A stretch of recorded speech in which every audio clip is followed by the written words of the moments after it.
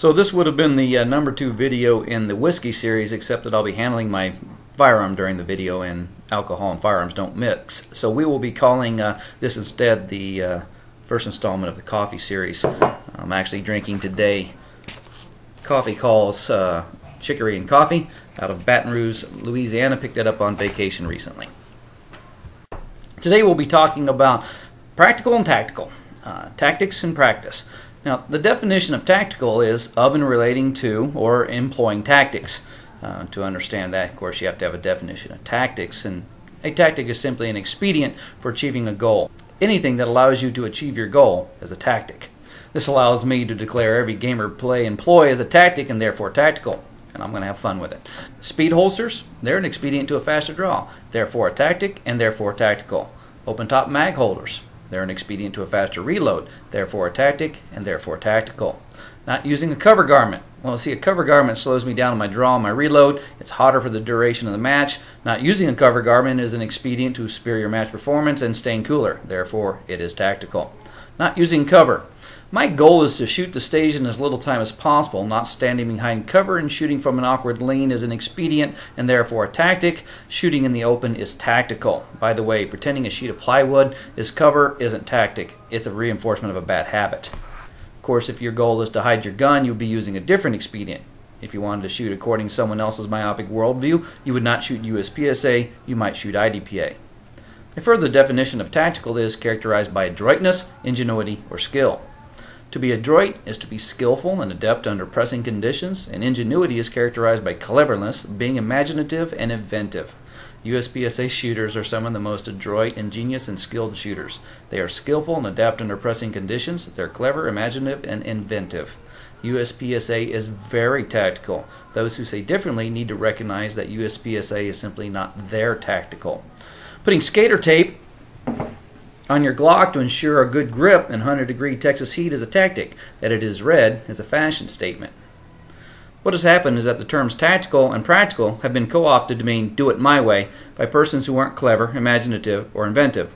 That's why IDPA starts with a stage briefing that tells you exactly how to shoot the stage according to some self-appointed tactician. While IDPA's rules recognize the value of certain actions might have to surviving a gunfight or win a shooting, they're giving up some very important skill development. They've stopped exercising cleverness, imagination, and inventiveness. USPSA remains practical, but like tactical, that term is also being co-opted and redefined. Persons also incorrectly evaluate what is practical and what is not. Now, definitions of practical is of and relating to, governed by, or acquired through practice or action, rather than theory, speculation, or ideals. Now, I've noted for a long time that many tactics lack a basic scientific testing, and unfortunately many who engage in firearm training are more interested in tough guy persona and being right than actually demonstrating reason and logic. To wit, this study. This is Providing Some Data to the Great Debate, Unknown versus Known Room Entries by J. Peter Blair, the Department of Criminal Justice, Texas State University, and David Burns, Terry Nichols, and John Kernut, with a reference to the Advanced Law Enforcement Rapid Response Training. Now, in this study, we learned that you're nearly twice as likely to be shot as a law enforcement officer if you enter a room and proceed directly towards the only place in that room a bad guy could be hiding. Really? You weren't smart enough or practiced enough with a gun to spot that an LEO moving directly towards a bad guy is really a stationary target that just gets easier to shoot with each passing moment? There really should be an IQ test for people who teach tactics. 2 and 3 are manifested in or involving practice and actually engaged in a specific occupation or a certain type of work, practicing. USPSA shooters are engaging in a significantly higher amount of practice with their firearms as a whole than the whole of the gun-carrying professionals. Let me simply speculate that I am probably a better shooter than any law enforcement officer in all of Bexar County, Texas, and that's a tragedy, not a boast. It is a shame that I feel confident in saying that, not an insult. 4 and 5 are capable of or suitable to being used or put into effect, useful, and concerned with the production or operation of something useful. Speed and accuracy, in my opinion, the most important tactics. The most important expedience is surviving a gunfight.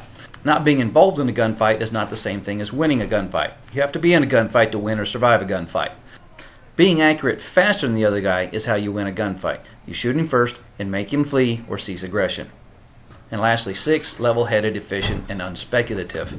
After the countless hours of practicing draws and reloads, after shooting hundreds of thousands of rounds, after the innumerable stages shot in competition, the USPSA shooter is as level-headed with his capability and his handling of the gun and as efficient as he can be. He doesn't have to speculate on his capability because he is certain of what he can do and aware of what he is incapable of doing. So simply, I'm sorry all you pretender wannabe badasses out there. All the gun form philosophers and straight-up ninjas, USPSA remains the king of practical and tactical.